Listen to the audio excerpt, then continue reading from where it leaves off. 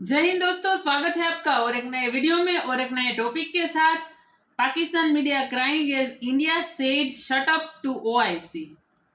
OIC का मतलब दोस्तों बता दूं, जो करीबन 56 कंट्रीज है, मुस्लिम कंट्री, उसका एक ऑर्गेनाइजेशन है जिसका फुल फॉर्म भी कुछ ऐसा ही है, ऑर्गेनाइजेशन ऑफ इस्लामिक कंट्रीज।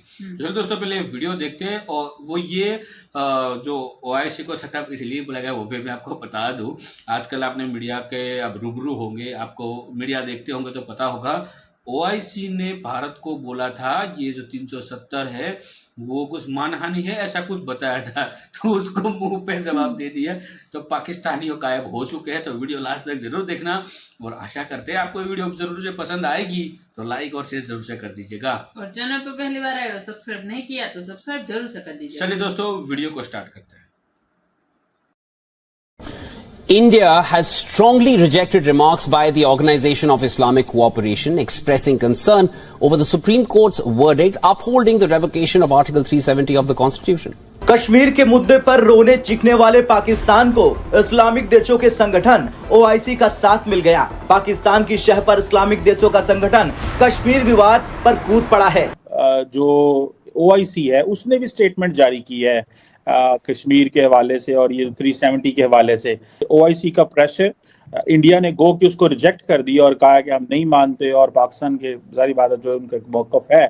लेकिन at the end of the day मुसलमान दुनिया की तरफ से बयान आना, इंडिया इसको कैसे लेगा? उनकी बात से मैं एग्री करूंगी कि भाई पहले पाकिस्तान का ख्याल कर लो, पाकिस्तान के मसले हल कर लो, फिर कश्मीर बनेगा पाकिस्तान और फिर लड़ लो। जी बहुत अच्छा मैसेज दिया जी, अपना घर पहले ठीक करो फिर दूसरे की बात करो। इस वक्त OIC organisation of Islamic countries ने भारत को आंखें दिखाने की कोशिश की। उस भारत को कि जो कि बढ़ता हुआ भारत है, उदा हुआ भारत है और अग्रसर भारत है, सुपर पावर बनने की तरफ बढ़ाता हुआ भारत है। तो वो दिखा रहे हैं भारत को आंखें, और वो भी मोदी के भारत को। पलट का जो जवाब दिया है वो जानने लायक है। ओआईसी की जहां तक बात है तो यकीनन पाकिस्तान ने प्रेशर डाला होगा, तो ओआईसी ने एक स्टेटमेंट दे दिया और उसकी कोई खास अहमियत नहीं ली जाएगी भारत में, क्योंकि उनके चाहे फॉरेन मिनिस्टर हो चाहे प्राइम मिनिस्टर हो, वो पहले ही हर बात पे काफी सख्ती के साथ बात करते हैं और उनका ये कहना है कि जो फैसला भी वो करेंगे वो उनका अपना होगा, वो किसी के प्रेशर में आके बात नहीं करेंगे। तो एक रिमार्केबल ये जो आपने अभी बात की है, लेकिन ये पहली दफा नहीं हुआ। उसकी वजह ये है, मैं मिसाल देना चाहूंगा। सारी दुनिया का आप और मैं बैठ के बात कर रहे हैं कि भारतीय diaspora is the strongest diaspora in Washington DC. तो अल्टीमेटली ये अमेरिकन के लिए भी कुछ के लिए कंसर्न होना ये है। बल्कि चाहे उससे पहले रशियन ऑयल की बात हो या किसी कंट्री के साथ बात हो, उन्होंने ना कभी अमेरिका की बात सुनी ना किसी और की। जय हिंद दोस्तों, ओआईसी इस्लामिक देशों के संगठन 56-57 देश हैं। इन्होंने कहा जो भारत ने 370 और आर्टिकल 35A को हमेशा के लिए दफन किया भारतीय सुप्रीम कोर्ट ने, वो उसको मानते ही नहीं। अबे तो बोल कौन रहा है तुम्हें मानो? 56-57 मुस्लिम देश है, अगर जुड़ जाओगे ना फिर भी भारत के शायद 5-6 राज्य के इकोनॉमी के बराबर भी नहीं हो पाओगे और जनसंख्या के बराबर भी। और जो अपने आप को मुस्लिम उम्मा बनते हैं 56-57 देश, भारत में अकेले 40 करोड़ मुस्लिम भाई रहते हैं। तुमसे ज्यादा मुस्लिम आबादी भारत में रहती है। खैर दोस्तों, इन लोगों को कौन समझाए कि इतने 56-57 मुस्लिम देश हैं, कहीं पे भी अगर आप लोग बता दो कि लोकतंत्र है, पाकिस्तान से लेकर सऊदी अरेबिया तक चले जाओ, हर जगह या तो तानाशाही है या तो राजशाही है। भारत को शिक्षा देते हैं दोस्तों। सारे मुस्लिम देश में ओपनली कहा जाता है कि यहाँ मुस्लिम रिलीजन के अलावा और कोई रिलीजन ओपनली फॉलो नहीं कर सकते। इसके बाद भारत में शिक्षा देने आते हैं। भारत में हर धर्म और मजहब के लोग ओपनली अपने रिलीजन की प्रैक्टिस कर सकते हैं। पहले अपने आप को सुधारो, इसके बाद भारत पे स्टेटमेंट देना। खैर दोस्तों, भारत की तरफ से भी ओआईसी को जवाब दिया गया। कहा गया कि ओआईसी के जितने भी देश हैं इस मामले में ना कूदे, अपने काम से काम रखे। सीधा ये डायरेक्ट भारत की फॉरेन ऑफिस से कहा गया। और अब तो सबसे ज्यादा जाहिर है पैसे से फर्क पड़ता है, पैसा भी है उनके पास। तो मुझे नहीं लगता कि ओआईसी के किसी तरह के स्टेटमेंट से भारत की गवर्नमेंट को कोई फर्क पड़ने वाला है, बल्कि यही है कि जो बहुत से लोग कहते हैं कि जी ये जो अगली जंग होगी वो इस तरह से नहीं होगी कि जो टैंक या हथियारों के जरिए हिंदुस्तान पाकिस्तान की, वो ऐसा ही होगा कि डेवलपमेंट करके और अपना काम दिखाकर जो है भारत जो है वो बगैर गोली चलाए, बगैर कोई हमला किए ही जो है वो कश्मीर को जीत लेगा। ओआईसी वाले कुछ नहीं कर सकते। ओआईसी की बात का कोई इतना असर मेरा नहीं ख्याल के इंडियन गवर्नमेंट लेगी। मैडम, पाकिस्तान का मौकफ इसमें यह आया था कि जो पाकिस्तान के फॉरेन मिनिस्टर ने भी दिया था कि कश्मीर एक डिस्प्यूटेड टेरिटरी है, ये यूएन सिक्योरिटी काउंसिल के एजेंडे पे रही है 70 साल। ठीक है, तो जब एक इशू के ऊपर यूएन सिक्योरिटी काउंसिल का एजेंडा हो, अमेरिका हो, बरतानिया हो, यूरोपियन यूनियन हो, वो इसे एक बायलैटरल डिस्प्यूट कह रही है दोनों मुल्कों के दरमियान। तो हाउ कम इंडिया के अंदर उसके ऊपर यूनिलैटरली सिंगल हैंडेडली फैसला किया जाता है, जबकि इंटरनेशनल अदारों में तो वो एक डिस्प्यूटेड इशू है। सो डू यू थिंक कि इंटरनेशनल अदारों की अहमियत खत्म हो गई है, भारत उनकी परवाह नहीं करता, या कि आप समझती हैं कि पाकिस्तान का केस क्योंकि इंटरनेशनली कमजोर हुआ है तो इसलिए भारत ने इंटरनेशनल जो लॉज है उनकी वायलेशन करते हुए उसको जो डोमेस्टिकली अपने हक में कर लिया? सर, पाकिस्तान का केस भी कमजोर हुआ है। पाकिस्तान की सारी इकोनॉमी जहां चली गई और पाकिस्तान की जो हालत हुई बीच में, तो बिल्कुल ऐसा लग रहा था कि बहुत ज्यादा हालत खराब है। तो वो सब देखते हुए पाकिस्तान की कोई बात सुनता भी नहीं है और कोई सुनना चाहता भी नहीं है। अगर बेशक सही भी कह रहे हो तो लोग उनकी बात को कोई अहमियत नहीं देते। इसीलिए जो है वो मुझे नहीं लगता कि इंडिया को किसी तरीके से भी प्रेशराइज किया जा सकेगा या कर पाएंगे पाकिस्तान की तरफ से कि जी आप जो है वो कश्मीर हमें दे दें, जो हम कहते रहते हैं ना कि जी हमारी शहर अग है। तो इस तरह की कोई बात मुझे तो नहीं लगती, इसलिए कि अगर आपने कोई बात लेके जानी, बहुत बार गए सर यूनाइटेड नेशन में, तो नवाज शरीफ भी जाते रहे हैं, इमरान खान भी जाते रहे हैं, जो प्राइम मिनिस्टर आता है वो वहां जाके कश्मीर कश्मीर करता है, लेकिन होता क्या है, कोई फर्क नहीं पड़ता। करते ना अभी क्या, आगे 200 साल और करते ना, कुछ नहीं होने वाला। लेकिन सारी बात ये है कि अगर उन्होंने वहां पे डेवलपमेंट अपनी ज्यादा कर ली, जो अभी स्टार्ट हुई है बहुत ज्यादा कर ली, और यहाँ पे कुछ हुआ, हमारी तरफ के कश्मीर में कुछ ना हुआ, तो फिर और क्या मुंह लेकर जाएंगे यूनाइटेड नेशन में? वो कहेंगे अच्छा आपको ये कश्मीर भी दे दें ताकि आप उसका भी यही हाल कर दें जो यहाँ पर किया है। यहाँ पे तो अगर आप कभी गए हो तो ना रोड्स ठीक है, ना बाकी कोई फैसिलिटी है, इंटरनेट भी नहीं चलता, मोबाइल सर्विसेज भी बंद हो जाती हैं। मैंने तो खुद एक वीडियो बनाई है जो कि मुझे कंपनी ने कहा था, जो मेरे साथ और भी कई लोग थे, कई जर्नलिस्ट थे जो कि यूट्यूब चलाते हैं, तो उन्होंने कॉन्टैक्ट किया था कि जी हमें टावर नहीं लगाने दे रहे, हमसे पैसे ज्यादा मांग रहे हैं। गवर्नमेंट की बात हो रही थी, उस वक्त इमरान खान की गवर्नमेंट थी। तो हमारे यहाँ तो ये सारी प्रॉब्लम्स हैं। उसके बाद हम कहते हैं कि जी हमें उधर का कश्मीर भी दे दें, यहाँ पे क्या कर लिया जो वो उसको लेके उधर कोई हम कारनामा दिखा देंगे। लेकिन बहरहाल इस वक्त भारत जिस पोजीशन पे है, अगर पाकिस्तान चाहे भी तो कुछ नहीं बिगाड़ सकता। अच्छा, तो ये मीन्स कि ये भारत की अपनी स्ट्रेंथ ज्यादा है, जो इंटरनेशनल लॉ के रिलेटेड जो आर्टिकल्स थे कश्मीर पे, वो तो अपनी जगह पे खड़े हुए हैं, उन पे ऊपर तो कोई नहीं, क्योंकि बैनुल अक़वामी जैसे यूएस स्टेट डिपार्टमेंट ने इसको एक डिस्प्यूटेड टेरिटरी कहा हुआ है। सो जब ममालिक इसको डिस्प्यूटेड टेरिटरी कह रहे हो तो इंडिया उसको सिंगल हैंडेडली जो मर्जी करना चाहे, लेकिन it stands there wherever it is.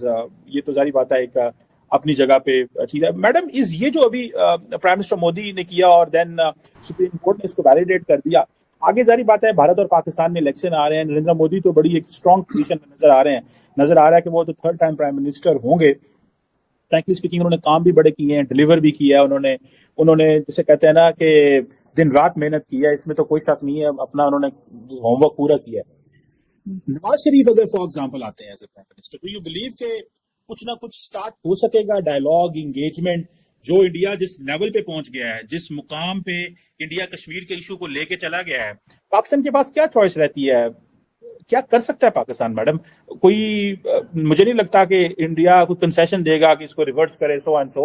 अब तो सुप्रीम कोर्ट ने भी उसके ऊपर मोहर और ठप्पा लगा दिया है। हमारे लोग बेशक बाहर जो मर्जी बातें करें, बंद कमरे में तो यही कहते होंगे इसको रिवर्स कराना इज अ डिफिकल्ट जॉब। सो क्या ऑप्शंस रह जाती हैं, फॉर एग्जांपल आप समझती हैं आइंदा आने वाले वजीर आजम के पास? एज इट इज चलते रहें और चीजें डिस्कस करें, या आके इसको थोड़ा बैक बर्नर पे डाल दें? What do you make of that? For Nawaz Sharif कैसे एंगेज करेंगे मोदी साहब के साथ इन दीज सर्कमस्टांसेस? सर, अगर आपको याद हो तो जनरल बाजवा ने भी कहा था कि कश्मीर इशू को जो है 10-20 साल के लिए छोड़ दिया जाए और बाकी चीजों पे बात की जाए। मुझे लगता है नवाज शरीफ उसी लाइन पे चलेंगे, और नवाज शरीफ आ गए तो डेफिनेटली इंडिया के साथ टर्म्स बेहतर होंगे, बातचीत भी होगी, ट्रेड भी होगी। और ये बात एक नहीं, बहुत से लोगों ने मुझे कही है, और बहुत इंडिया पाकिस्तान दोनों साइड से ये बात की गई है कि बिल्कुल ऐसा होने जा रहा है और ऐसा ही होता हुआ दिखाई देगा। उसके लिए जो उन्होंने कहा था डॉक्टर जयशंकर और दूसरे मिनिस्टर जो कह रहे थे कि टेररिज्म को रोकना होगा, तो पाकिस्तान वो भी रोकेगा। और अभी भी कहीं ना कहीं यही कोशिश जारी है कि टेररिज्म को कम किया जाए या रोका जाए किसी तरीके से। उसके बाद नवाज शरीफ साहब की और मोदी जी की आई डोंट नो कि क्या केमिस्ट्री है, लेकिन दोनों की जो है बड़ी बनती है, और कहीं ना कहीं जाकर लगता है ऐसा ही है। क्योंकि अभी भी जब नवाज शरीफ साहब वापस आए तो उन्होंने बड़ी रिस्पेक्टफुली जो है वाजपेयी साहब की और मोदी जी का नाम लिया। उन्होंने बाकायदा दोनों के नाम के साथ साहब लगाया कि वो साहब आए हमारे यहाँ। इमरान खान का लहजा और इमरान खान की बात आप सुन चुके हैं, वो किस तरीके से प्राइम मिनिस्टर का नाम लिया करते थे, इंडियन प्राइम मिनिस्टर का। तो ये एक बड़ा जरूरी चीज होती है कि आपकी बेशक जितना मर्जी आपकी नाराजगी चल रही हो या डिस्प्यूट चल रहा हो, जब आप किसी प्राइम मिनिस्टर का नाम लेते हैं, उनकी बात करते हैं, तो आप रिस्पेक्टफुली नाम लेते हैं।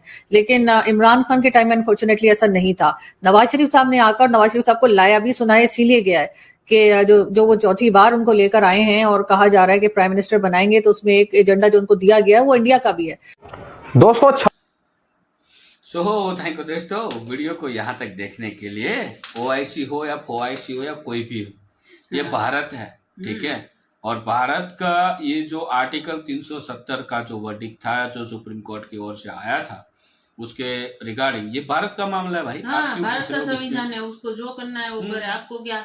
यहाँ तो वही तो, खुद कश्मीरी लोग कुछ नहीं आपको बोल रहे हैं, तो आप क्यों बीच में घुसते हो? ठीक है, पाकिस्तान को भूल जाओ। आपको जो 56 कंट्री है उसको रिक्वेस्ट हम करेंगे कि पाकिस्तान को अकेला छोड़ दो, ताकि वो सुधर जाए। अदरवाइज ये सुधरने वाला देश है नहीं। और आपको बोलना है तो मतलब पाकिस्तान को बोलो कि वहाँ पर जो हो रहा है वो रोके। वहाँ पर मानव हित का मतलब वो खनन हो रहा है। हाँ, वहाँ पे तो दिक्कत है। हाँ, सारी दिक्कत उसी के ही देश बोलो, सारी की सारी दिक्कत उसी के ही देश में। उसके पास जो POK है, पाकिस्तान ऑक्यूपाइड कश्मीर, उनको तो ये खाने के लिए रोटी नहीं दे पा रहे हो। हाँ, और तो बात कर रहे हो भारत की। यहाँ पे भारत के मुस्लिम आपको ऑलरेडी आंसर दे चुके, हर बार दे रहे। थोड़ी बहुत कमी थी तो अभी का एक वायरल न्यूज आपने सोशल मीडिया में देखा होगा, ट्विटर पे खास करके मोहम्मद शमी जी का, उन्होंने भी बहुत ही अच्छे से आंसर दिए। 370 के बारे में नहीं था, वो क्रिकेट के बारे में था। तो हर बार आप मुंह की हर जगह पे खाते हो, क्यों? आपको मतलब आपका मुंह फिर से ये गाल सूझे तो दूसरे गाल पे क्यों खाने आते हो? मेरे को तो ये समझ में नहीं आ रहा। मोहम्मद अली जिन्ना जी ने बहुत बड़ी गलती कर दी है पाकिस्तान बना के। अब वो जहाँ पे भी होंगे उसको भी वहां पे दिक्कत होगी कि यार मैंने ऐसा क्यों किया। उसको भी टेंशन होगी, वो भी जल रहे होंगे कि यार हमने गलती कर दी। तो ये गलती तो उससे हो गई, अब उस गलती का भुगतो तो आप, ठीक है। हर बार की तरह कहीं पे भी मुंह उठा के आपके लोग उसको एजुकेटेड करो। क्यों? उसका रीजन आपके लोग बाहर जाके भीख मांगते हैं सड़कों पे। एक वीडियो वायरल हुई है, वो आपने देखी नहीं है? पाकिस्तानियों, हाँ, दुबई की वीडियो थी। आपके देश की महिला को बाहर जाके भीख मांगनी पड़ रही है। तो मैं तो कहूँ तो शर्म से डूब मरो। कि महिला को अब सड़कों पे आना पड़ रहा है बाहर जाके और पैसे मांगने पड़। वो तो देख लो, आपको सऊदी वाले धक्का मार के बाहर निकाल रहे हैं, ठीक है। आपको ऑस्ट्रेलिया वाले गालियां दे रहे हैं। तो मतलब आपको हर जगह से गालियां पड़ रही। खुद के गरेबान में जाके देखो, आपके बच्चे को, आपके जो अभी आने वाली जो पीढ़ी है उसको एजुकेट करो, ताकि ये सारी दिक्कतें खत्म हो और देश आपका स्ट्रांग हो। हम भी यही चाहते हैं कि आपका देश अच्छा, आपके देश में खुशहाली हो।